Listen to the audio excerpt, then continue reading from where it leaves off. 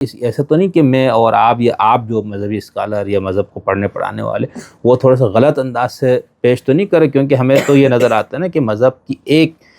عقائد میں سے ایک عقیدہ آخرت ہے، ٹھیک ہے، تو اس کے علاوہ بھی تو اور کچھ چیزیں ہیں۔ تو اگر ہم آپ سے یہ سمجھنا چاہیں کہ دین مذہب جب ہم اس کی بات کرتے ہیں تو اس کی کوئی ایسی بنیادی موضوعات یا کوئی بنیادی شاخیں ہیں جس کو سامنے رکھ کر ہم یہ ایک پکچر پوری بنائیں کہ یہاں دنیا بھی اس کے اندر شامل ہے، یہاں پر بھی انسان کو خوش ہونا ہے، تو اس طرح کی کچھ شاخیں آپ بتا سکتے ہیں مذہب کی، دین کی؟ فلسفے میں بھی ایک طرح سے پھر خدا کا انکار ہوا۔ سائنس نے جتنی مرضی ترقی کر لی ہو، سائنس موت کا تو کوئی توڑ نہیں ڈھونڈ سکے۔ مرنے کے بعد کیا ہونا ہے وہ بھی کسی کو نہیں پتا، کیونکہ کوئی مردہ واپس آ کے اس نے بتایا نہیں۔ کہ نبی کی بعثت کی جو بنیادی وجہ ہے یا جو بنیادی جو مقصد ہے نبی کو بھیجنے کا، وہ انسانوں کا تزکیہ ہے۔ سورہ آل عمران کی آیت ہے 164، میں یہ پڑھ لیتی ہوں۔ بسم اللہ الرحمن الرحیم۔ لقد من اللہ علی المؤمنین اذ بعث فیہم رسولا من انفسہم یتلو علیہم آیاتہ ویزکیہم ویعلمہم الکتاب والحکمہ وان کانوا من قبل لفی ضلال مبین۔ سلام اور آداب، امید ہے آپ سب دوست احباب خیر خیریت سے ہوں گے۔ میں شمس الدین حسن شگری آج ایک نئے پروگرام کے ساتھ آپ کی خدمت میں حاضر ہوا ہوں۔ کل سے رمضان المبارک کا مہینہ شروع ہو رہا ہے، تو اس حوالے سے طالب علم کی یہ خواہش تھی کہ کوئی رمضان اور قرآن سے متعلق کوئی سلسلہ شروع کروں، اور اس میں 2-3 آئیڈیاز ہمارے ذہن میں تھے، اور اس میں سے 2 تو ایسے تھے جو بہت طویل المدتی پروگرام بننا تھا، اس لیے ہم نے اس کو چھوڑ دیا۔ تو پھر ہمارے ذہن میں آئے کہ چونکہ شہر رمضان الذی انزل فیہ القرآن، کہ قرآن کا مہینہ ہے، نزول قرآن کا اس پہ سب کا اتفاق ہے، تو اس حوالے سے اس مہینے میں جس طرح لوگوں کا رجحان زیادہ ہو جاتا ہے مذہب کی طرف، روزے کی طرف، اور افطاری سے قریب لڑائیوں کی طرف بھی، وہ حالانکہ مذہب کی تعلیم نہیں ہے لیکن بہرحال وہ لوگ کر لیتے ہیں، تو باقی یہ چیزیں، تو پھر اس میں دورہ قرآن، تراویح، خلاصہ قرآن اور اس طرح کے بہت سے پروگرامات، اور KPK اور اس طرح کے علاقوں میں خاص طور پر مدارس میں دورہ صرف نہ ہو، دورہ تفسیر، اس طرح کی چیزیں بھی ہوتی ہیں جہاں پر ہزاروں لوگ شامل ہوتے ہیں۔ تو ہمارا تو چونکہ چھوٹا سا چینل ہے، تو اس حوالے سے ہم نے کہا اپنے اوقات کے مطابق ہی ہمیں کوئی پروگرام ترتیب دینی چاہیے۔ تو اس رمضان میں ہم نے یہ رکھا ہے کہ قرآن مجید میں جن اوصاف کو اس نے انسان کے لیے اچھے اوصاف کہا ہے اور جن اوصاف کو برے یعنی رذائل کہا ہے، ان دونوں کو سامنے رکھتے ہوئے ہم یہ دیکھیں کہ قرآن کا یعنی خدا کا مطلوب انسان کیسا ہوتا ہے، یا مطلوب شخصیت کس طرح کی ہوتی ہے۔ اور یہ مضمون فی نفس ہی بہت طویل اور بہت ہی تفصیل طلب ہے، اس میں سے ایک فضیلہ اور ایک رذیلے پر کافی تفصیلی گفتگو ہو سکتی ہے، انسانی سیکولر دانش کو بھی سامنے رکھ کر، تمام مذاہب کی تعلیمات کو سامنے رکھ کر، خود اسلام کی تعلیمات کو سامنے رکھ کر۔ تو اب یہ بھی بہت لمبا پروگرام ہے، تو ہم نے یہ سوچا کہ کچھ شخصی صفات کو ہم ڈسکس کریں گے اس رمضان میں 4 سے 5 یا 6 نشستوں میں انشاءاللہ۔ اور اس کے لیے میری خوش قسمتی یہ ہے کہ اس وقت میرے ساتھ 2 معزز مہمانان موجود ہیں، اور ان دونوں کا تعلق کافی عرصے سے قرآن مجید کو پڑھنے سے، اس کو ترجمہ تفسیر کے ساتھ کلاسز وغیرہ کے ذریعے، خود اپنے ذاتی مطالعہ، اور یہ شخصیات وہ ہیں جن کو ہم یہ کہہ سکتے ہیں کہ انہوں نے خود اپنے پیاس سے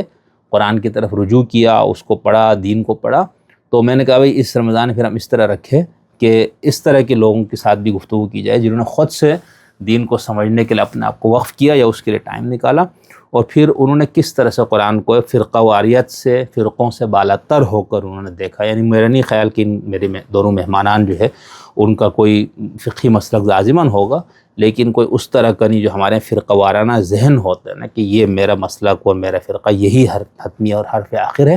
تو ایک ایسے ذہن کے ساتھ جس نے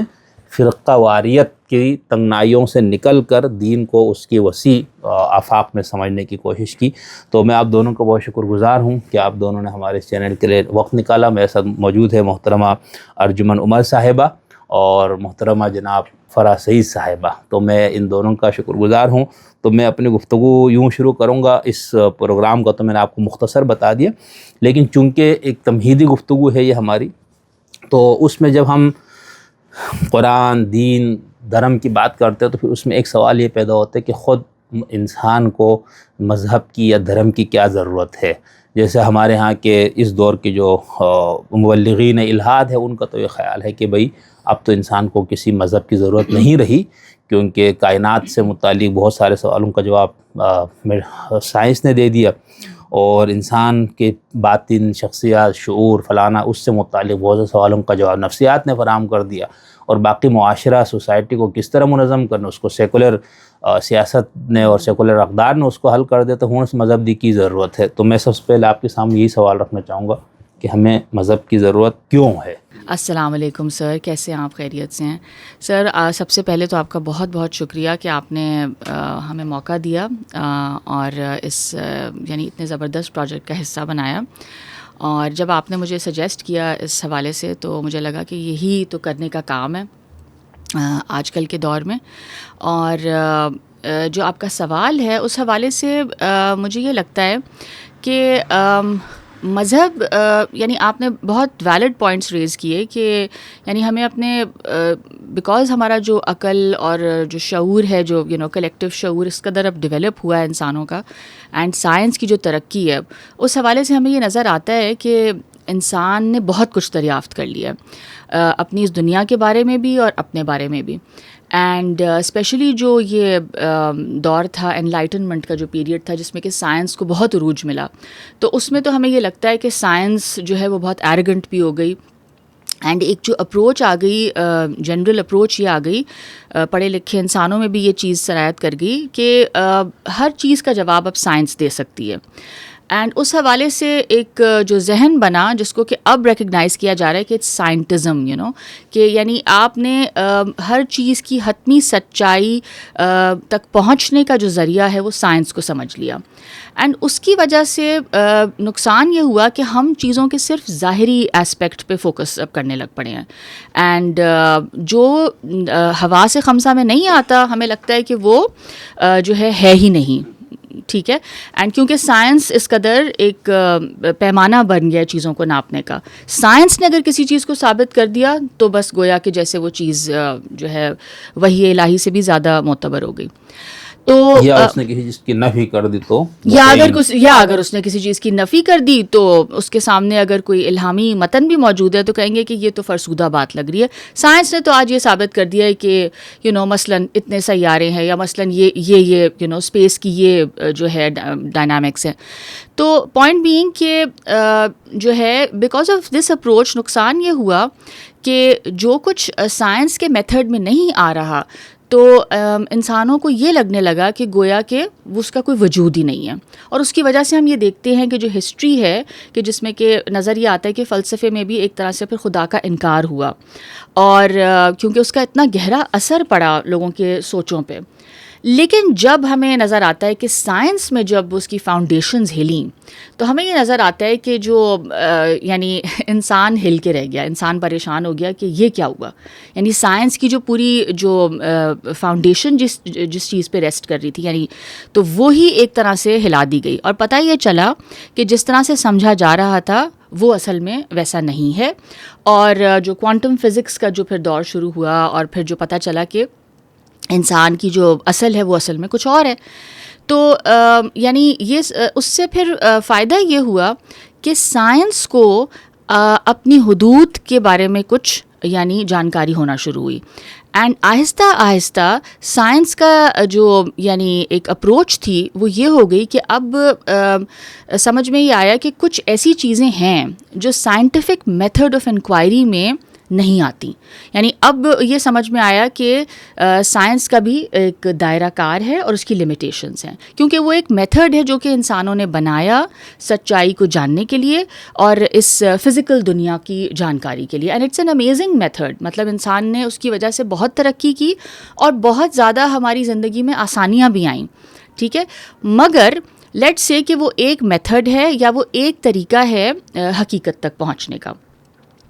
اس کے علاوہ انسان کے پاس جو دوسری سورس ہے ظاہر ہے جو کہ مطلب ہمیشہ سے ہے، وہ ہے انسان کی عقل، اور عقل جو ہے اگین وہ بھی بہت زبردست ہماری فیکلٹی ہے، جس کی وجہ سے ہمیں لگتا ہے کہ دین میں بھی ہمیں اسی کی وجہ سے اللہ تعالیٰ نے ہمیں جو شرف بخشا ہے اور جو عزت دی ہے کہ جو انسان کی جو ابیلٹیز ہیں، جو انٹلیکچوئل ابیلٹیز ہیں، جو ہمیں باقی تمام یعنی جانداروں سے اشرف کر دیتی ہیں، تو اس عقل کے تھرو بھی ہم یہ دیکھتے ہیں کہ انسان یعنی بہت کچھ سوچا انسان نے. آپ اگر فلسفے کی تاریخ کو دیکھیں, دانش کی تاریخ بہت بھری ہوئی ہے, بہت بڑے بڑے دماغ گزرے ہیں, اور انہوں نے یعنی کیا کیا نہیں سوچا, کیا کیا مفروضات پیش کیے, کیا کیا ان کے تخیلات تھے اور تھیوریز تھیں. But again I would say کہ none of that has enabled us, یعنی اس کی وجہ سے ہم حتمی سچائی تک بہرحال نہیں پہنچ سکے. تو انسان کلیکٹیولی اب اس پوائنٹ پہ ہیں کہ انسان نے اپنی عقل کی جو لمیٹیشنز ہیں ان کو بھی دریافت کر لیا, اور اعتراف کیا کئی فلاسفہ نے. مثلاً کانٹ کے حوالے سے آتا ہے کہ انہوں نے یہ کہا کہ ہو سکتا ہے کہ کوئی ماورائی کوئی سچائی ہو, کوئی خدا ہو, مگر اس تک پہنچنے کے لیے ہمارے پاس وہ ذرائع نہیں ہیں. تو یعنی پھر ہمارے پاس جو تیسری سورس رہ جاتی ہے یعنی عقل اور سائنس کے علاوہ, وہ پھر وحی ہے, یعنی الہامی کلام جو نظر آتے ہیں ہمیں. اور وہ ہمیں یعنی قرآن پاک کے علاوہ اور بہت سارے ایسے کلام موجود ہیں جو کہ الہامی ہونے کا دعویٰ کرتے ہیں. اب اس کے اندر ہمیں جو نظر آتا ہے وہ یہ ہے کہ جس طرح ہم اس دن بھی بات کر رہے تھے کہ ارجمن کے یعنی ہمیں نظر یہ آتا ہے کہ اس کے اندر جو انداز بیان ہے اس کلام میں, یعنی قرآن پاک کو دیکھ لیں یا اور دیگر کلام کو,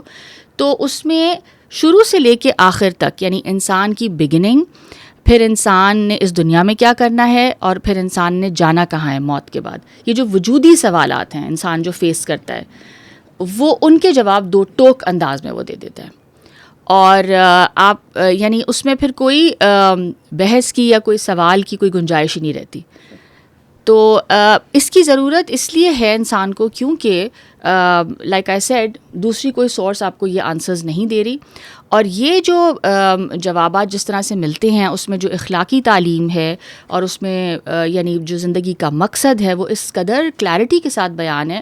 کہ ہمیں لگتا ہے کہ اس کی انسان جو ہے اس کے بغیر انسان نامکمل ہے. صحیح, بہت اچھا. آپ نے تینوں علم کے ذرائع اور اس پہ بات کر کے مذہب کی ضرورت, تو اگر میں آپ سے یہ پوچھوں کہ آپ بھی اس پہ کوئی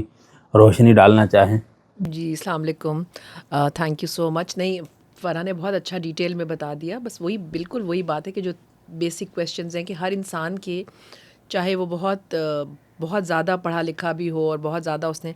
ایک یہ سوال ضرور ہوتا ہے کہ کیا, کیونکہ موت ایک حقیقت ہے, چاہے جو بھی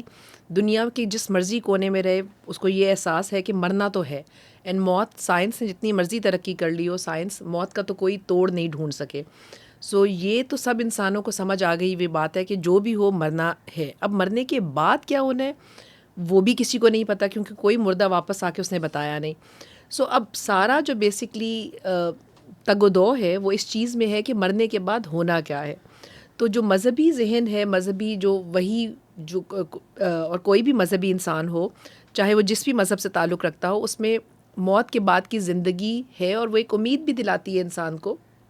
اور وہ انسان کو یہ بھی بتاتی ہے کہ ٹھیک ہے یہ دنیا انصاف کے اصول پہ نہیں بنی, اور جب آپ مر جاؤ گے تو اس کے بعد ایک آپ کی اصلی ابدی زندگی شروع ہوگی اور اس میں انصاف ہوگا. اور ہر مذہب کے ٹیکسٹ میں اس کے بارے میں ڈیٹیل سے بتایا گیا ہوا ہے. اور جیسے ہندو میں دوبارہ سے یہ بتایا گیا ہے کہ آپ کا دوبارہ جنم ہوگا, اگر آپ نے اس زندگی میں اچھا کیا ہوگا تو اگلے جنم میں آپ کو بہترین آپ کا کارما کا کانسیپٹ ہے. سو یہاں پر جو ہے یہ سوال جو ہے سائنس نہیں جواب دے سکی, اور یہ سوال کا جواب عقل بھی نہیں دے سکی. تو ہمیں جو مذہب کی ضرورت مجھے لگتا ہے کہ پڑتی ہے, یا تو جو ایتھزم بہت اب رائج بھی ہے اور بہت لوگ اس چیز پہ وہ کہتے ہیں کہ بس موت کے بعد زندگی نہیں ہے. تو اس میں سب سے بڑا سوال یہ آتا ہے کہ اگر موت کے بعد زندگی نہیں ہے تو اور یہ دنیا بھی انصاف پہ نہیں ہے, تو پھر تو مزہ تو نہیں آیا. پھر تو کچھ لوگوں کے ساتھ تو بہت اچھا ہو گیا اور کچھ لوگوں کے ساتھ بہت برا ہو گیا. سو مجھے یہ سمجھ آتا ہے کہ موت کے بعد زندگی تو ہے. اگر زندگی ہے تو پھر اس زندگی کے لیے آپ اس کو سمجھنے کی کوشش کرتے ہو. جب اس میں اسپیشلی اس زندگی میں پرماننس کی بھی بات آ رہی ہے, تو آپ کو یہی دل چاہتا ہے نا کہ آپ کی جو پرماننٹ زندگی ہے جس میں آپ کی بعد میں موت بھی نہیں ہونی,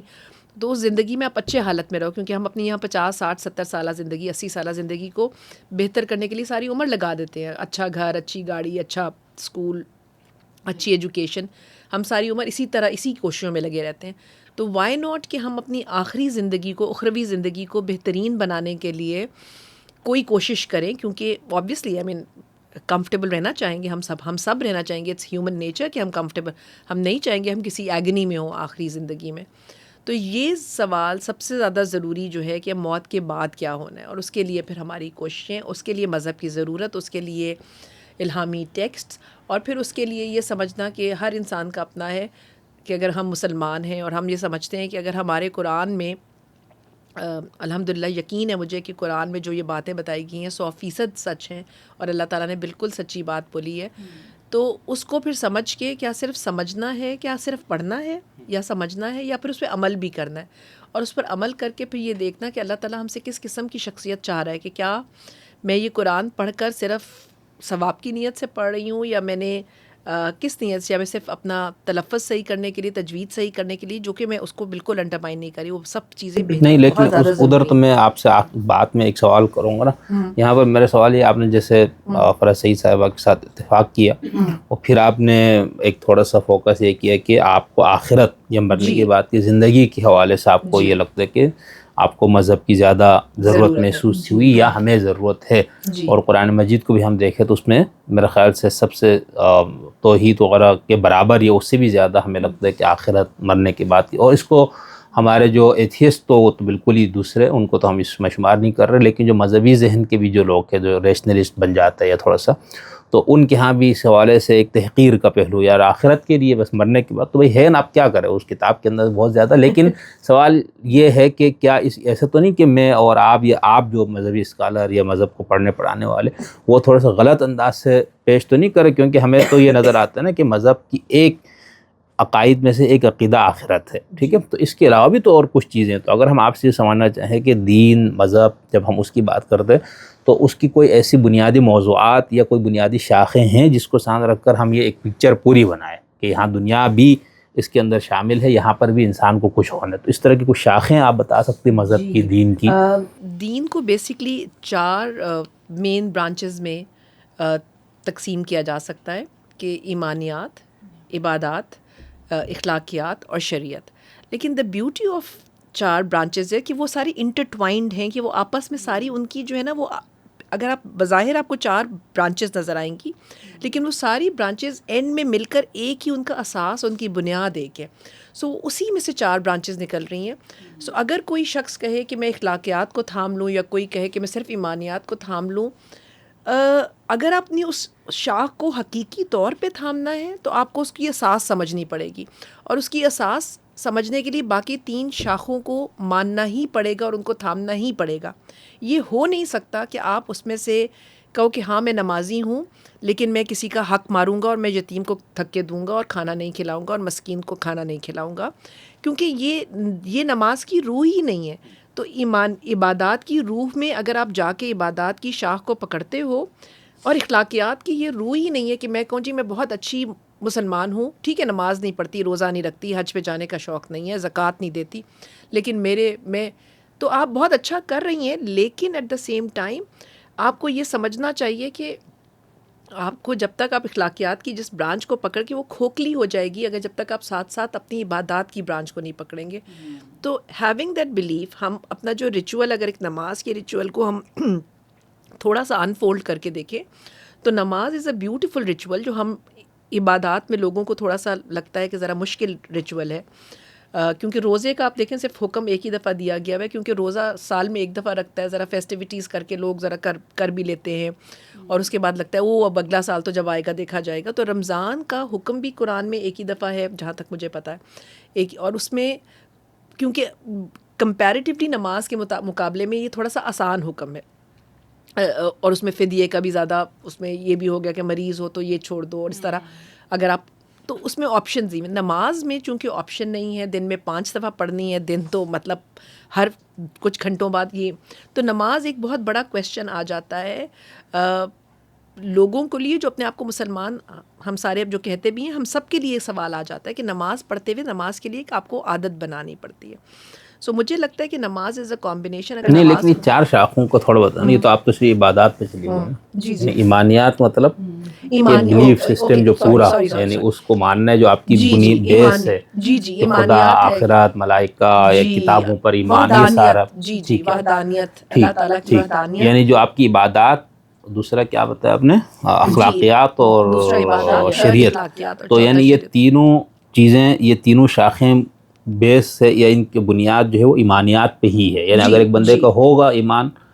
ایمانیات اس کی ٹھیک ہوگی تو پھر وہ باقی تینوں چیزوں میں. لیکن اس میں پھر ہمارے ہم یہ دیکھتے ہیں ہمارے ایک افراد و تفرید ہے. یعنی جیسے میں کچھ لوگوں کو ہم دیکھتے جو ہمارے ایک لفظ استعمال کرتے کہ مذہب کی سیکولرائزیشن آف ریلیجن. جی سیکولرائزیشن آف ریلیجن، یس. اس میں یہ نظر آتا ہے کہ بھئی یہ کیا نماز اور یہ عبادات اور عبادات، بھئی اخلاق انسان کا. سوال پہ میں اس چیز پہ چلی گئی. تو نہیں ٹھیک ہے، آپ صحیح جا رہے تھے. میں نے ویسے آپ ادھر اپنی کلیئرٹی کے لیے میں نے روکا. تو اس میں یہ کہا جاتا ہے کہ بھئی یہ اصل تو مطلوب یہی ہے کہ انسان اچھا ہو فلانا. دوسری طرح ہم جاتے ہیں جو فقہی ذہن کا جو مذہبی انسان ہے وہ اس کو ہم دیکھ کے پریشان ہو جاتے ہیں، یار اس نے فقہ کے باریکیوں کو اس حد تک اپنے آپ پر بھی اور دوسروں پہ مسلط کرنے کے لیے کہ وہ انتہائی باریک، یعنی بال کی کھال اتارنا آپ لوگ شاید کہتے ہو، اس حد تک وہ بندہ گیا ہوتا. تو اگر ہم آپ سے یہ پوچھیں، اور یہ آپ دونوں سے یہ سوال ہے، آپ میں سے اگر چاہیں تو دونوں اس پہ تھوڑی روشنی ڈالیں، یا آپ اگر آپ میں سے ایک نہ بلکہ میری خواہش ہو کہ آپ دونوں بات کریں، تو اس کے اندر ہم اس توازن کو کیسے رکھ سکتے ہیں، یا کیا مطلوب یہ ہے کہ توازن ہے، یا پھر ایسا نہ ہو کہ یہودیوں کے ہاں جیسا ہو کہ صرف شریعت، مسیحیوں کے ہاں جیسے کہا جاتا ہے صرف اخلاقیات. تو اس کو آپ کیسے طے کریں گی؟ ہمارے دیکھنے سننے والوں کو ذرا یہی بتائیں نا. جہاں وہ سورۃ البقرہ کی آیت نمبر 143 ہے کہ اللہ تعالیٰ نے کہا ہے کہ میں نے تم کو امت وسط بنا کر بھیجا. سو اس کا مطلب ہے کہ اللہ تعالیٰ نے ہمیں بہترین امت، مسلمانوں سے ایکسپیکٹیشن یہ ہے، شریعت محمدی صلی اللہ علیہ وآلہ وسلم کے فالوورز سے ایکسپیکٹیشن یہ ہے کہ وہ بہترین امت یعنی کہ بن کر دکھائیں. بہترین امت یہ ہے کہ نہ وہ ان کا جھکاؤ بہت زیادہ عبادات پر ہو جائے اور نہ ہی ان کا جھکاؤ بہت زیادہ اخلاقیات پر ہو جائے. سو بیسکلی درمیانہ روی پہ بہت ہمارا ہے کہ میانہ روی اختیار کرنی، کہ آپ عبادات بھی کریں، آپ لوگوں کے ساتھ بھی کریں. یہ نہیں کہ آپ سارا دن نمازیں پڑھتے رہیں اور لوگوں کا خیال نہ رکھیں. یہ بھی نہیں کہ سارا دن لوگوں کا خیال کرتے رہیں اور اپنی فرض نمازیں چھوڑ دیں. تو آپ یہ کہہ رہے ہیں کہ چاروں میں مطلوب یہ ہے بیلنس. تو آپ نے کوئی ایسا مشاہدہ کیا کہ لوگ کچھ کہتے ہیں نہیں صرف اخلاقی وہ ہے بلانا، اور کچھ لوگ کو فقہی اس پہ زیادہ، اور آپ کا مشاہدہ پھر آپ اس حوالے سے کوئی اس پہ روشنی ڈالے کہ اس میں ہونا کیا چاہیے؟ جی بالکل، یہ بہت اہم سوال ہے سر. اور مجھے یہ لگتا ہے کہ جب انسان مذہب کی تعلیم کی طرف آتا ہے اور اس کو اس کو ڈسکور کرنا چاہتا ہے، تو میرے خیال سے وہ شاید کچھ ایسے مراحل سے گزرتا بھی ہے کہ انیشلی اس کو لگتا ہے کہ شاید صرف جو ہے عبادت ہے تو اس کا فوکس عبادت پہ ہو جاتا ہے زیادہ، اور جو شریعت کے احکامات ہیں اس میں بہت سختی کرتا ہے. اس کو لگتا ہے کل دین یہی ہے. پھر مزید اس کو پڑھتا ہے تو اس کو سمجھ میں آتا ہے کہ نہیں، اخلاقی احکامات بھی بہت زیادہ موجود ہیں اور اصل تو شاید وہی ہے. تو ٹھیک ہے نماز، اور اس میں اگر کچھ انسان کوتاہی کر بھی لے تو اصل تو یہ ہے. لیکن جو صحیح معنوں میں جو اپروچ جو قرآن پاک ہم سے چاہتا ہے، جتنا آپ اس کو پڑھتے جاتے ہیں تو آپ کو یہ لگتا ہے کہ جیسے ارجمند نے بڑی خوبصورتی سے بیان کیا کہ یعنی اساس وہ ایمانیات ہے، یعنی ایمان سے بات شروع ہو رہی ہے، ایمان بالغیب سے بات شروع ہو رہی ہے، اور پھر آخرت پہ جو ایمان ہے اس پہ بہت زیادہ زور ہے. یہ دو چیزوں پہ تو انتہا سے زیادہ جو ہے مجھے لگتا ہے کہ قرآن پاک کا جو فوکس ہے وہ انہی چیزوں پہ ہے، اور بات شروع ہی وہیں سے ہوتی ہے اور وہ فاؤنڈیشن ہے. اور جہاں تک ہم یہ دیکھتے ہیں کہ عبادت، شریعت اور اخلاقیات کی بات ہے، تو اس میں پھر ہمیں یہ نظر آتا ہے کہ اللہ رب العزت نے ہم سے یہ چاہا ہے کہ عبادات کو آبزرو کیا جائے مگر اس کی روح کو سامنے رکھ کے، اور اس میں سب سے زیادہ جو انسان کے اندر یعنی یہ چیز ہو کہ حضوری کا کانسیپٹ، اللہ کے سامنے جواب دہی کا کانسیپٹ، کہ کیا میں کسی یعنی نماز تو میں پڑھ رہی ہوں بٹ کیا میں کسی کا حق تو نہیں مار رہی ہوں. اینڈ اسی طرح پھر جو اخلاقیات ہے اور جو شریعت ہے اس میں ہمیں یہ نظر آتا ہے کہ انسان یعنی ایک خاص قسم کا انسان ہے جو اللہ تعالیٰ چاہ رہے ہیں کہ یعنی اس مذہبی تجربے سے گزر کر یا ایک مذہبی یعنی تعلیم لے کر جب آپ کے عمل میں وہ نظر آئے تو پھر ایک خاص قسم کا انسان وجود میں آئے. یعنی اس میں کچھ اوصاف ہیں جو اللہ تعالیٰ چاہتے ہیں کہ پیدا ہوں، کیونکہ ہم دیکھتے ہیں کہ جنتیوں کا جہاں ذکر آتا ہے قرآن پاک میں تو اللہ تعالیٰ نے ان کی کچھ یعنی کوالٹیز کو ہائی لائٹ کی ہے کہ وہ معاف کر دیتے ہیں، وہ سخاوت میں بہت آگے بڑھے ہوئے ہیں، یعنی وہ دے کر شکریہ بھی نہیں چاہتے. جو ہے نا میں صرف یہ کہہ رہا ہوں کہ ہمیں اس میں توازن رکھنے کے حساب سے کچھ بتائیں نا کہ ایک بندہ صرف اگر اخلاقی اس پہ ہی اس کا فوکس ہے اور عبادات اور ان چیزوں پہ نہیں ہے ایک کا وہ اس کو آپ کیسے. تو اس میں جی اچھا توازن اس میں اس طرح رکھا جا سکتا ہے کہ انسان نے ذہن میں یہ رکھنا ہے, جہاں پہ ارجمن نے نشاندہی کی کہ جو امت وسط کا جو ذکر ہے تو وہاں پہ جو اس کا جو شان نزول ہے وہ تحویل قبلہ کا حکم ہے. اینڈ وہاں پہ ہمیں یہ نظر آتا ہے کہ اللہ تعالیٰ یہ فرما رہے ہیں کہ یعنی نیکی یہ نہیں ہے کہ تم یعنی اس طرف منہ کر لو یا اس طرف منہ کر کے نماز پڑھ لو, بٹ نیکی کسی قبلے کو آبزرو کرنے میں نہیں ہے. لیکن آگے کہا گیا کہ فاستبقوا الخیرات, یعنی ایک ہر انسان کی کوئی ایک جہت ہے جس طرف وہ مڑتا ہے. لکل وجہۃ هو مولیھا فاستبقوا الخیرات. تو انسان کی جو یعنی جو اس کا جو فوکس ہے پھر وہ یہی رہنا چاہیے کہ کیا میں نیکیوں میں آگے بڑھ رہا ہوں, اور کانسٹنٹلی اپنے آپ کو چیک کرنا. تو امت وسط کا جو کانسیپٹ ہے وہ یہ ہے کہ درمیانی امت, یعنی کہ یہ وہ امت ہوگی جو کہ لوگوں پہ وہ بنے گی, گواہ بھی بنے گی. یعنی اس امت کو یعنی بتایا گیا کہ اب تمہارا یہ مشن ہے کہ تم نے اس بیلنس کو کر کے دکھانا ہے کہ نہ کہ تم نے یہود کا جو ایک ایگزامپل دیا گیا کہ وہ ایک کیس اسٹڈی تھی کہ وہ یعنی اس قدر ریچولز میں چلے گئے جس طرح آپ نے کہا کہ وہ یعنی فقہ کی باریکیوں میں چلے گئے, اور انہوں نے دین کو ایسے پریزنٹ کیا کہ گویا یہ کل دین ہے. اور تو اس میں پھر یہ بتایا گیا کہ یہ نہیں کرنا, ٹھیک ہے. اینڈ تو یہ سامنے رکھنا ہے, اور ہمیں امت وسط جو ہے بیسکلی وہ یہ دکھائے گی کہ ایک جو بیلنس ہے, یعنی کہ آپ کی عبادت اور آپ کی جو یعنی شریعت کے احکامات ہیں ان سب کو آپ نے لے کے چلنا ہے, لیکن کسی چیز کے اندر حد سے زیادہ یعنی ڈوب نہیں جانا, ایک طرف نہیں ہو جانا. اور الٹیمیٹلی جو انسان نظر آنا چاہیے وہ پھر وہ انسان ہونا چاہیے جو اللہ رب العزت نے چاہا ہے کہ اخلاق اور کردار اس کا کیسا ہو. مجھے آپ دونوں کی گفتگو سے بہت یہ بات سمجھ میں آئی کہ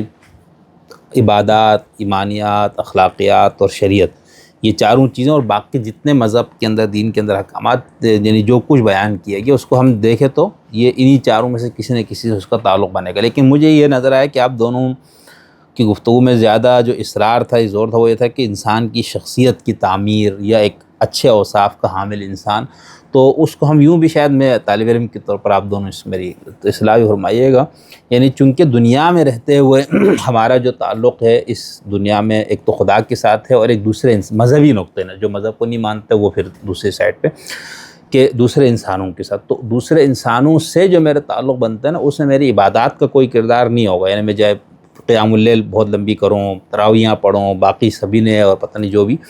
یا روزے رکھتا ہی جاؤں, ٹھیک ہے. اسی طرح اگر میں بہت مضبوط ایمان کے ہونے کا دعویٰ بھی کروں, ٹھیک ہے. اور تیسرا کیا بتایا تھا آپ نے, عبادات, ایمانیات اور اخلاقیات اور شریعت. اور شریعت میں بہت باریکی سے ہر چیز کا خیال رکھوں, لیکن ان تینوں میں سے کوئی ایسی چیز نہیں ہے جس کا میرا تعلق دوسرے انسان سے بنتے ہوئے کوئی کیا کہنا چاہیے میرے کردار میرے سامنے آئے, ٹھیک ہے نا. یعنی ہم یہ کہیں گے شاید آپ لوگ اصلاح بھی کرنا کہ آخرت میں جو نجات و سعادت ہے دین کے نقطہ ہے اس میں تو یہ ہے کہ آپ کو چاروں میں توازن رکھنا ہے, چاروں کے حساب سے ہی آپ کا حساب ہوگا. لیکن دنیا میں ہم جب رہتے ہیں تو ہمارا اصل جو تعلق دوسرے انسان سے, اس کائنات سے, خود اپنے آپ سے ہی بنتا ہے, وہ اخلاقی بنیاد ہے. تو میرا خیال ہے اس پہ زیادہ زور جو آپ دونوں کی طرف سے یا جو ہمارے یہاں لوگ اس پہ بات زیادہ کرتے ان کا اصرار شاید اس حوالے سے مجھے لگتا ہے کہ وہ ہے ایسا ہی ہے. تو اگر ایسا ہی ہے تو پھر اگر ہم آپ سے یہ سوال کریں کہ اچھی شخصیت بننے کے لیے طریقہ کیا ہے, یعنی قرآن نے کیا بتایا ہے, یا اس میں جو تزکیہ نفس کی آپ لوگ عام طور پر بات کرتے ہیں وہ کیا ہے, کیا وہ یہی چیز ہے جو انسان کی تعمیر شخصیت وغیرہ پر جو پورا پروجیکٹ دیا گیا. پتہ نہیں میں اتنی لمبی بات کی فضول میں کوئی بات, خیر آپ اس کو صحیح کریں. نہیں, بہت بہترین سوال ہے سر, جزاک اللہ خیر. دیکھیں سر, جو آپ کا سوال ہے بیسکلی وہ یہ ہے کہ یعنی انسان قرآن پاک جو ہے وہ انسان سے کس قسم کا یعنی چاہتا ہے کہ وہ انسان بنے, یعنی اس کا جو آؤٹ کم ہو مذہبی تعلیم کا, اس میں انسان جو ہے وہ ایک کیسا انسان سامنے نظر آنا چاہیے. تو اس حوالے سے ہمیں لگتا ہے کہ قرآن پاک کا بہت زیادہ جو ہے فوکس اس چیز پہ ہے کہ جو اخلاق اور کردار ہے وہ کس قسم کا ہو. اس میں ہمیں مختلف انبیاء کے جو ہیں نمونے نظر آتے ہیں, کہ ان کے جو اوصاف ہیں ان کا ذکر کیا گیا اور ان کی بہت زیادہ تعریف کی گئی. اور اگر ہم قرآن پاک کو اس طریقے سے پڑھیں اس رمضان کہ ہم صرف یہ نوٹس کریں یا ہم یہ چیزیں ان چیزوں پہ فوکس کریں کہ اللہ رب العزت نے یعنی مجھ سے کیا تقاضا کیا ہے کہ میں کیسی بنوں یا میں کیسی انسان بنوں، ان کو کیا اوصاف پسند ہیں جو مجھے اپنے اندر پیدا کرنے چاہیے، اور کون سے ایسے رذائل ہیں جو کہ بحیثیت انسان، کیونکہ میرے اندر کچھ جبلتیں ہیں، کچھ ایسی یعنی حیوانی جبلتیں ہیں جو کہ باقی جانوروں میں بھی ہیں، تو میں ان کو فالو کرتے ہوئے یا ان پہ عمل کرتے ہوئے جو میں حدود پامال کر جاتی ہوں، تو ان کو کیسے میں کنٹرول کروں اور ان کو اپنے اندر سے کیسے نکالوں. مثلاً انسان کے اندر جو سروائیول انسٹنکٹ ہے، اس کی بنیاد پہ پھر انسان کیا کرتا ہے، وہ تھوڑا سا لالچی بھی ہو جاتا ہے اور بخیل بھی ہو جاتا ہے. اللہ رب العزت نے یہ بات قرآن پاک میں بارہا فرمائی کہ انسان میں جو ہے ہمیں نظر آتا ہے کہ اچھائی بھی ودیت کی گئی اس کے اندر، اس کے نفس میں، اور جو ہے اس کے اندر ایک برائی کی بھی، جو ایک برائی کا جو پوٹینشیل ہے وہ رکھا گیا ہے. جیسے سورہ شمس میں اللہ نے فرمایا، اللہ تعالیٰ فرماتے ہیں کہ یعنی فَأَلْهَمَهَا فُجُورَهَا وَتَقْوَاهَا، کہ اس کو بدی اور نیکی دونوں کی جو پوٹینشیل ہے وہ دے دیا گیا. اب ہمارا کام یہ ہے کہ وہ جس کو کہا گیا ہے نا کہ حدیث میں کہ نفس کا جو جہاد ہے، تو اب ہمیں کرنا یہ ہے کہ ہمیں سب سے پہلے تو اپنے اندر جو قرآن پاک جو بات کرتا ہے کہ اپنے آپ کو پاکیزہ کرنے کے لیے سب سے پہلے اپنے اندر آئیڈینٹیفائی کرنا ہے. تو سیلف اویئرنیس اپنی ڈیولپ کرنی ہوگی، ماننا پڑے گا کہ یہ چیزیں میرے اندر موجود ہیں جو کہ غیر اخلاقی ہیں، اور بالکل ایک اپنی ایگو سے بلند ہو کر،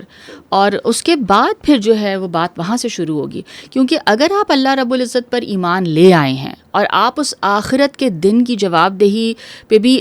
ایمان لے آئے ہیں، تو پھر یہ ایک معمولی چیز نہیں ہے، یہ ایک بہت بڑی چیز ہے. یہ ایمان ایسا ہے کہ یہ آپ کو کمپلیٹلی بدل کے رکھ دے گا، اور آپ میں جو احساس، جو تقوی آپ کے اندر پھر پیدا ہونا چاہیے، اور اس تقوی کے نتیجے میں پھر آپ ہر وقت اپنے آپ کے بارے میں واچفل رہیں گے، اور آپ یہ دیکھیں گے کہ کیا میں نے یہاں زیادتی کی، یا میں نے یہاں پہ اس معاملے میں نے انصاف کیا یا نہیں. تو پھر آپ کا جو یعنی جو آپ کا گول ہوگا، اسی کو تزکیہ نفس کہتے ہیں. جی بالکل یہ تزکیہ نفس ہے، اور یہ مجھے لگتا ہے کہ بنیادی مقصد ہے. قرآن پاک میں تقریباً 4 مقامات پہ اس کا ذکر ہے کہ نبی کی بعثت کی جو بنیادی وجہ ہے، یا جو بنیادی جو مقصد ہے نبی کو بھیجنے کا، وہ انسانوں کا تزکیہ ہے. سورہ آل عمران کی آیت ہے 164، میں یہ پڑھ لیتی ہوں. بسم اللہ الرحمن الرحیم. لقد من اللہ علی المؤمنین اذ بعث فیہم رسولا من انفسہم یتلو علیہم آیاتہ ویزکیہم ویعلمہم الکتاب والحکمہ وان کانوا من قبل لفی ضلال مبین. اللہ نے ایمان والوں پر احسان کیا ہے جو ان میں سے انہی میں سے رسول بھیجا، وہ ان پر اس کی آیتیں پڑھتا ہے اور انہیں پاک کرتا ہے اور انہیں کتاب اور دانش سکھاتا ہے، اگرچہ وہ اس سے پہلے سری گمراہی میں تھے. تو گویا یہ نبی کو مبعوث کرنے کا بنیادی ترین مقصد ہمیں یہ نظر آتا ہے. اور اس کے علاوہ کئی مقامات پہ قرآن پاک کیا فرماتا ہے کہ جس نے اپنا تزکیہ کر لیا وہ نجات پا گیا، جس نے اپنے آپ کو پاک کر لیا، جس نے اپنے اندر سے یہ رذائل نکال لیے اور وہ بلند ہوتا چلا گیا، یعنی وہ ایک نوبل انسان بن گیا، تو اب وہ اس ابدی جنت میں رہنے کے قابل ہو گیا. تو گویا کہ ایک انسان ہے، ایک پرسنالٹی ہے جو قرآن پاک چاہتا ہے کہ وجود میں آئے. اور ہوتا یہ ہے کہ کیونکہ انفارچونیٹلی مختلف جو مذہب کی جو انڈرسٹینڈنگز لوگوں نے لیں، تو اس میں انفارچونیٹلی ہم تھوڑا سا فرقہ واریت میں چلے گئے، تو اس کی وجہ سے یہ نقصان یہ ہوا کہ وہ جو فقہی مباحث تھے جو کہ اختلاف کے پوائنٹس تھے، ان کو اتنا ہائی لائٹ کیا گیا کہ وہ جو اصل کرنے کا کام تھا، یعنی جو پرسنالٹی پہ کام کرنا چاہیے تھا، وہ میرے خیال سے نہیں ہو سکا. معذرت کے ساتھ بہت بڑے یعنی بہت سب کی نیتیں آئی ایم شیور بہت اچھی ہیں اور سب نے بہت اچھے طریقے سے کام کیا، لیکن اس میں جو صرف جو توجہ ہٹ گئی وہ اس پرسنالٹی بلڈنگ سے ہٹ گئی. اور پھر اس کا نقصان یہ ہوا کہ ہم نے اپنے بچوں کی بھی تربیت اس طریقے سے نہیں کی. ہم نے ان کو نماز، روزہ اور یہ فقہی احکامات پہ بہت پابند کیا، لیکن جو شخصیت کے اوپر جو کام کرنا تھا وہ ہم سے رہ گیا. بہت اچھا. تو یہ جو تزکیہ نفس کی فرح سعید صاحبہ نے بات کی اور آخر میں انہوں نے یہ کہا کہ ہمارے ہاں فرقہ وارانہ رجحانات کی وجہ سے یا اس کو کیا کہیں ترجیح دینے جب پارٹی بن جاتی ہے پھر پارٹیاں تو اپنے لوگ بڑھانے کے لیے چیزیں کرتی ہیں میرے خیال سے. تو آپ کا بھی کوئی ایسے مشاہدہ ہے اور آپ کا کیا خیال ہے کہ تزکیہ نفس کا پروجیکٹ کیا ہے, انسان کی شخصیت کی تعمیر سے مراد کیا ہے اور خدا کا مطلوب انسان, وہ میں اگلے سوال پہ بھی آپ سے چاہوں گا کچھ کرے لیکن اس پہ ذرا روشنی ڈالیں. جی فرح نے بڑا اچھا بولا, اور واقعی جب میں نے قرآن پڑھنا شروع کیا تو پہلی چیز تو مجھے یہ پتہ چلی, جہاں جہاں بھی میں گئی تو پتہ چلا کہ اچھا آپ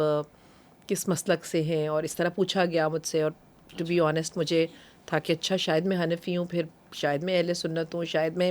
مجھے نہیں پتا تھا ٹو بی آنیسٹ کہ اہل حدیث اور حنفی اور وہابی اور سارا کچھ مجھے ٹو بی آنیسٹ مجھے تھا کہ میں تو مسلمان ہوں, اور نہ ہمارے گھر میں کبھی اس طرح بتایا گیا تھا ہمیں,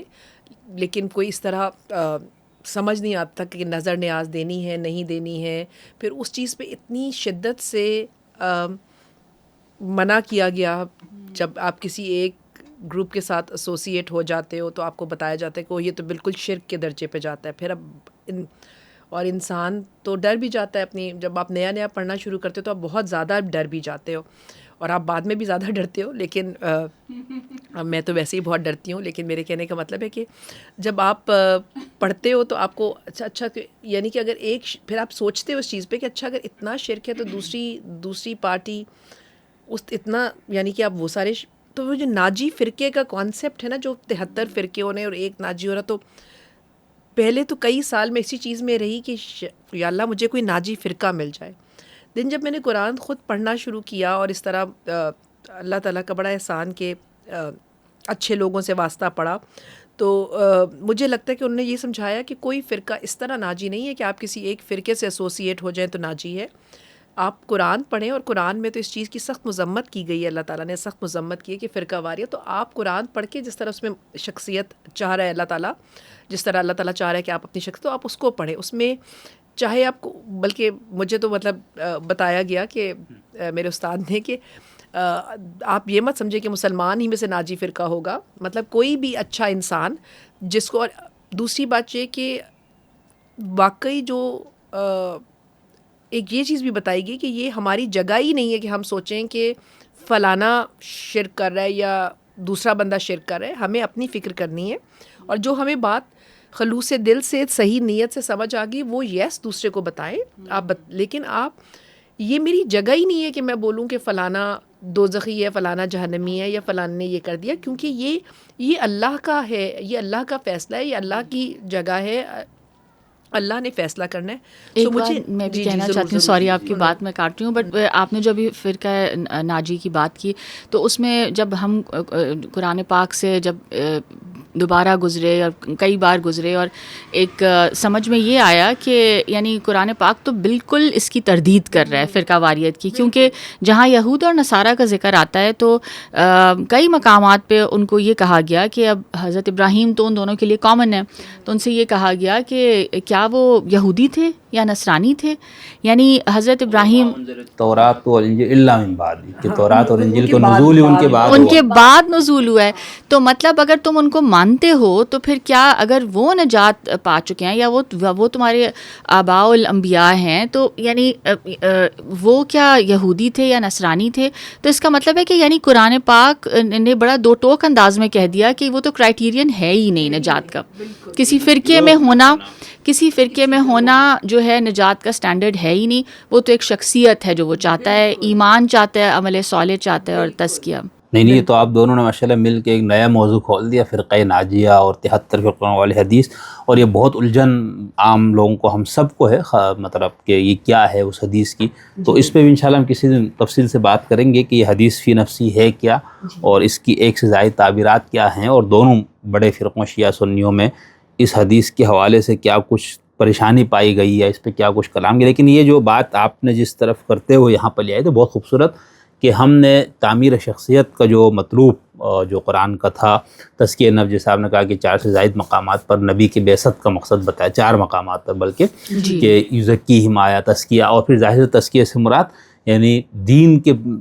اس میں کیا کہنا چاہیے حدود میں رہ کے ہم بات کریں دھرم کی, تو اس کے اندر انسان کی باطنی شخصیت اور جو انسان کا جو ظاہری عمل ہے وہ اسی باطنی شخصیت کا اظہار ہوتا ہے. مثال کے تو آپ کے اندر اگر جھوٹ کو غلط بتایا گیا ہے, سمجھایا گیا ہے, نفرت بٹھائی گئی, تو آپ اپنے عمل میں پھر جھوٹ سے اجتناب کرنے کی پوری کوشش کریں گے. یا آپ کو یہ بتایا گیا ہے کہ سچ ہی مطلوب ہے آپ سے, ہر وقت انسان کو سچ بولنا چاہیے سچ کے ساتھ, یہ آپ کی شخصیت کا حصہ بن جائے تو پھر کہیں پر بھی آپ کو موقع ملے گا تو آپ وہاں پر اس کا اظہار کریں گے. اس میں میرا اور آپ کا اختلاف ہو سکتا ہے. مثال کے طور پر آج کوئی شخص یہ کہہ سکتا ہے کہ فلاں بندہ جو ہے اس کی حمایت کرنا یہ سچائی کی دلیل ہے, تو ہو سکتا ہے دوسرا نقطہ نظر کہیں نہیں, میرے نظر میں نہیں, یعنی دونوں اس بات پہ متفق ہیں کہ سچ بولنا چاہیے, لیکن یہ چیز سچ ہے یعنی اس پہ ہمارا اختلاف ہو. تو اچھا, اب میں آخری ایک چیز یہ کرنا چاہوں گا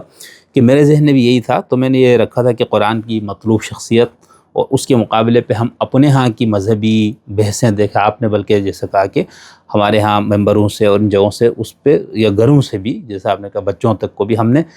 اس پہ زیادہ فوکس نہیں کیا, تعمیر شخصیت اور اس کے اوپر. اور اس کی وجہ سے ہم جب ممبر محراب اور اس طرف جاتے جہاں سے دین کی تعلیم آپ کو دی جاتی ہے, تو وہاں پر خود طالب علم کا یہ مشاہدہ ایسا ہی ہے کہ وہاں پر زیادہ زور اور فرقہ وارانہ مباحث یا ان موضوعات پہ. ابھی سوشل میڈیا اس پہ آپ دیکھیں تو زیادہ جو چیز لوگوں کو اپیل کرتی ہے یا جو لوگ لپکتے ہیں وہ اسی طرح ہے کہ جب آپ تھوڑا سا ایک مناظرانہ نفرت انگیز لہجے میں آپ جب دوسرے کو لتاڑتے ہیں تو پھر لوگ لپکتے ہیں. تو یہ ہمارا قومی مزاج بن گیا. تو میں آخری ایک چیز یہ سمجھنا آپ دونوں سے چاہوں گا کہ آپ اس پہ روشنی ڈالیں. میں نے تو تھوڑی بہت روشنی ڈالی, اب آپ لوگ ذرا وڈی بلب دے نال روشنی ڈالیں کہ یہ جو رمضان میں ہم نے ایک سوچا پروگرام کہ قرآن کا مطلوب شخصیت یعنی وہ کس طرح کا انسان چاہتا ہے, اور یہاں پر انسان سے مراد یہی کہ دنیا میں رہتے ہوئے ہمارا باقیوں کے ساتھ رویہ, معاملات, وہ سب کچھ کس طرح سے ہونا چاہیے, یعنی کہ ایک مومن کی شخصیت کس طرح کی ہوگی. اور پھر جب ہم یہ طے کر لیں گے تو پھر قرآن نے شاید یہی بتایا کہ رذائل کیا ہیں, یعنی وہ شخص جو مومن ہونے کے اس پیمانے پہ نہیں اترتا, اب اس کو دوسرا تیسرا جو بھی نام دے, تو اس وہ کن خرابیوں کی بنیاد پہ, ٹھیک ہے وہ ایمان کی بنیاد پہ خدا کو نہ ماننا, آخرت, وہ بھی ایک چیز ہے, لیکن اس کے علاوہ اس نے بہت سے شاید ایسی چیزیں بتائی ہیں جو اس کی شخصیت, اسی کو ہم فلسفہ اخلاق میں میرے خیال سے رذائل اور فضائل کہتے. تو یہ آئیڈیا آپ کو کیسا لگا کہ ہم اس رمضان میں تھوڑا سا اس کی طرف متوجہ ہونا چاہیں کہ مطلوب شخصیت بمقابلہ ہمارے فرقہ وارانہ ترجیحات؟ سر مجھے تو یہ اس قدر بہترین انتخاب لگا آپ کا, کیونکہ مجھے ایسا محسوس ہوتا ہے کہ جیسے ہم شروع میں بھی بات کر رہے تھے, آپ کہہ رہی تھیں کہ اس پہ یعنی قرآن پاک کی اس قدر یعنی اہتمام کے ساتھ اس کی دورے قرآن ہوتے ہیں اور بہت پڑھا جاتا ہے ہی قرآن پاک کا مہینہ, اور ہر کوئی جو ہے اس قدر جوش و خروش سے کرتا ہے. بٹ دا تھنگ از کہ ہوتا یہ ہے کہ بہت سی باتیں ہوتی ہیں, اور ظاہر ہے وہ ایک مہینہ ہی ہوتا ہے اور اس میں آپ پورے قرآن سے گزر بھی جاتے ہیں, مگر انفارچونیٹلی جو ہے جو جیسے ہم بات یہ کر رہے ہیں کہ کرنے کے کام کیا ہیں, یعنی ہمارا انسانوں کے ساتھ ہمارا اس دنیا میں رہتے ہوئے as a for example I am a wife, I am a mother, you know, تو آئی ایم اے سسٹر, میں ایک بیٹی بھی ہوں. تو اب میرے یہ جو ڈفرینٹ رولز ہیں اس میں مجھے کس طرح سے لوگوں کے ساتھ پیش آنا ہے, میرے ذمہ داریاں کیا ہیں اور میرے جو ہیں حقوق کیا ہیں. تو اس حوالے سے جو ہے جو دو ٹوک انداز میں یا اس حوالے سے یعنی ہمیں نظر آتا ہے کہ فوکس نہیں ہے قرآن پاک پہ, یعنی کوئی اس طرح کی تعلیم نہیں دی جاتی کہ جس میں کہ خصوصاً کردار اور اخلاق پہ کام کیا جائے. اور اگر ہم دیکھیں تو یہ بہت ہی زیادہ ضروری ہے, کیونکہ اس کا اتنا فقدان ہو گیا ہے. ہوا یہ ہے کہ ہم کہیں یعنی کھو گئے ہیں, یعنی اتنی زیادہ تعلیمات ہیں, یعنی فقہ کا اتنا یعنی ہمیں کام نظر آتا ہے. اور میں کہتی ہوں کہ میں سلام پیش کرتی ہوں ان لوگوں کو کہ جنہوں نے فقہ پہ کام کیا ہے, کیونکہ فقہ کے جو احکامات ڈرائیو کرنا یہ کوئی آسان کام نہیں ہے, اور لوگ استدلال کر کے اور پھر یعنی ان فقہی احکامات کو آج کے دور کے لیے اپلیکیبل بنانا. مگر پھر ہوا یہ کہ کیونکہ اتنا کچھ ہے اور پھر فرقہ وارانہ جو ترجیحات ہیں وہ الگ ہیں, اس میں پھر وہ ہسٹری کی باتیں بھی آ جاتی ہیں, اس میں احادیث کو بھی لیا جاتا ہے جو کہ آبویسلی ایک بہت امپورٹنٹ سورس بھی ہے فقہ کا. بٹ اگین بات یہ ہوتی ہے کہ ہم کہیں کھو جاتے ہیں ان چیزوں میں. جو اصل کرنے کا کام ہے وہ رہ جاتا ہے. تو یہ ایک بہت بہترین آپ کی ایک ایفرٹ ہے میرے خیال سے, کہ جس میں کہ ہم صرف اس شخصیت کی تعمیر پہ بات کریں, کیونکہ نظر یہ آتا ہے کہ جو یعنی جو بھی لوگ دین پڑھا رہے ہیں یا جو نظر آتے ہیں جو بظاہر مذہبی لوگ ہیں, تو کئی لوگوں کا یہ تجربہ ہوا ہے کہ وہ اخلاق اور کردار میں کہیں نہ کہیں ان کی کمی لوگوں کو نظر آتی ہے, اور اسپیشلی جو نئی جنریشن ہے وہ اس چیز سے تھوڑا سا متنفر ہو جاتی ہے. وہ کہتے ہیں کہ اگر دین والے لوگ اس طرح کے کام کر رہے ہیں, وہ جھوٹ بول رہے ہیں, یا ان کے اندر یہ تعصب ہے, یا ان کے اندر یہ نفرت ہے, تو اس سے تو میں ہی بھلا ہوں, کہ میں تو مطلب میں دین والا تو نہیں ہوں, بٹ ایٹ لیسٹ میں ایک اچھا انسان تو ہوں. تو ہمیں جو ہے یہ یعنی اس چیز پہ اس لیے کام کرنے کی ضرورت ہے کہ یہ کام کوئی کر نہیں رہا, اور اس کی وجہ سے ایز اے نیشن بھی اگر ہم دیکھیں تو ہم آج کس مقام پہ کھڑے ہیں. یعنی انفارچونیٹلی جو ہمیں اپنے اندر برائیاں نظر آ رہی ہیں, ان کی میرے خیال سے تو بنیادی وجہ یہی ہے کہ ہم نے اپنے اخلاق اور کردار پہ کام نہیں کیا. ہم نے دین کو کچھ باکسز میں یعنی ایک طرح سے وہ قید کر دیا. بہت اچھا. تو آپ بھی بتائیں نا کہ انسان خدا کو مطلوب, یا انسان قرآن کو مطلوب شخصیت, اور اس حوالے سے کچھ ہم گفتگو کریں گے. تو آپ کو یہ عنوان کچھ ایسا لگ رہا ہے جس کے اوپر ہمیں بات کرنی چاہیے, یا ندبی ضرورت نہیں ہے؟ نہیں سر, جب میں نے یہ بالکل میرا خیال ہے بہت ہی اچھا ٹاپک ہے, اور بہت کیونکہ جب میں نے مجھے پہلی دفعہ جب میرے استاد نے اس طرح پڑھایا تھا تو مجھے واقعی it was an eye opener for me, اور مجھے نہیں اندازہ تھا کہ بہت ساری چیزیں جو ہیں جو میں نے قرآن پڑھتے وقت بس گزر جاتی تھی ان کے اوپر سے, ان کو مجھے کیونکہ سمجھ ہی نہیں آتا تھا کہ اچھا ان کے اوپر رکنا ہے اور ان کے اوپر سوچنا ہے. تو وہ اس کے بعد میری سوچ میں مجھے لگتا ہے پرسنلی مجھے بہت فائدہ ہوا تھا اس چیز سے. جب سے میں نے ایک دفعہ اپنے استاد کے ساتھ پڑھا تو مجھے لگتا ہے کہ یہ چیز باقی لوگوں تک بھی بتانی چاہیے, شاید کسی کو اس سے کوئی فائدہ ہو. اور واقعی قرآن کا جو فرحان نے بولا ہے کہ مطلوب شخصیت, کیونکہ ہم نے جو بچوں کے ساتھ کیا نا, جو بچے متنفر بھی ہو رہے ہیں کہ ہمارے جو معاشرے کا بہت عرصے بعد مجھے احساس ہوا کہ ایک بس بچہ پیدا ہوا 4 سال 4 مہینے اتنی 4 دن کا ہو جائے تو بس مولوی صاحب قاری صاحب لگا دیں, اور قاری صاحب ان کو ٹھیک ہے تجوید سکھانے کے لیے بہت اچھا ہے, لیکن اس سے ہم نے اپنی ان بچوں کو خود متنفر کیا, کیونکہ ان کو یہ لگا کہ یہ تو ایک ایسی کتاب جس کا مطلب نہیں, مطلب بعد میں پڑھیں گے, مطلب بعد میں سمجھیں گے, پہلے عربی سیکھ لو, عربی پڑھنا سیکھ لو. تو یہ کانسیپٹ جو چلا آ رہا تھا صدیوں سے, مجھے لگتا ہے اس چیز کی وجہ سے بہت نقصان ہوا. اور پھر جب تک بچے بڑے ہوئے تو وہ اس چیز سے بھاگنا شروع ہو گئے. انہوں نے کہا ہم نے نہیں سیکھنی بھی عربی, ہمیں نہیں پتہ. وہ مولوی صاحب کا کیریکٹر ایک ایسا بن گیا ہر ہاؤس ہولڈ میں کہ بچے اس سے بھاگنا شروع ہو گئے. سو وہ غلط ہوا. تو انلیس ہم بچے کو آج کے نوجوان کو اگر ہم سمجھائیں نا کہ بات ہے کہ اور اللہ ہم سے بات کیا کر رہا ہے, تو یہ اس کو اس طرح پڑھانا بھی زیادتی ہے کہ اس طرح ہم اس کو سمجھائیں. سو بہت ضروری ہے کہ ہم اس کو بتائیں کہ قرآن ہم سے بات کیا کر رہا ہے, اور اللہ تعالیٰ ہم سے کس قسم کا, اللہ تعالیٰ کیا ہم سے ایکسپیکٹ کریں کہ ہم کس قسم کا شخص بننے کی کوشش کریں, اور ہم اپنے اندر جو ہمارے وائسز ہیں ان کو نکالیں اور ان کو ریپلیس کریں ورچو سے اچھے. سو لیٹس سی, اللہ تعالیٰ کرے. نہیں, بہرحال میرے ذہن میں یہی تھا پروگرام کہ ہم رذائل اور فضائل کو سامنے رکھتے ہوئے بات کریں, اور بہت زیادہ نشستیں ہم کر سکتے اس پہ, اور ہمیں شاید کرنے کی بھی ضرورت ہے. لیکن اس رمضان چونکہ آپ دونوں کے پاس بھی اپنی مصروفیات اور ٹائم اور ان چیزوں کا,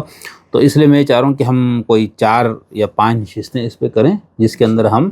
اور اس میں یہ نہیں کہ ہم جو بیان کر رہے ہیں وہ بہت اہم ہے اور باقی غیر اہم نہیں. ہم نے بس ایک ایسے ہی مطلب ایک تجربے کے طور پر کہے, یا ایک گفتگو اس پہ شروع ہو, اور اللہ کرے کہ یہ دیکھ کے کچھ اور دوست بھی اس کی طرف متوجہ ہو کہ وہ بھی یہ پروگرام اس طرح کی کریں کہ بھئی آپ کو کس طرح کی شخصیت آپ کی ہونی چاہیے اگر آپ دین کو, مذہب کو مانتے ہیں یا قرآن کو مانتے ہیں. اسپیشلی ہم اگر اس کو اسلام میں محدود کر دیں تو اس سے ٹیسٹ ہو جائے گا نا بھئی یہ صفات آپ کے اندر ہیں تو آپ کا دعویٰ ٹھیک ہے, اور اگر یہ نہیں ہے تو پھر وہ زبانی دعویٰ ہے, آپ کا عملی وہ نہیں. تو میرے ذہن میں یوں تھا, تو ہم اس حساب سے جس کو ہم فلسفہ اخلاق وغیرہ میں رذائل فضائل کہتے ہیں, ان دونوں کو سامنے رکھتے ہوئے ہم بات کریں. ایسا ہی ہے نا, جیسا مثال کے طور پر کہیں گے بھئی مومن کی شخصیت یہ بتائے گا تو اس کی اپوزٹ شخصیت, یعنی ہمارے یہاں پھر یہ بھی ایک تقسیم ہوگا نا کہ مسلمان اور کافر کہہ دیا تو وہ پھر گروپ میں, وہ دنیا میں ٹھیک ہے دنیاوی لحاظ سے کلمہ پڑھنے اور نہ پڑھنے کے حساب سے جو گروپ بندی ہو گئی, مطلب اس کے اوپر پھر کچھ فقہی احکامات لاگو ہوتے اس وجہ سے. لیکن کیا قرآن نے بھی ان چیزوں کو محض گروہ بندی کے طور پر ہی اٹھایا ہے؟ ٹھیک ہے، یا وہ کوئی شخصی صفات ہیں جو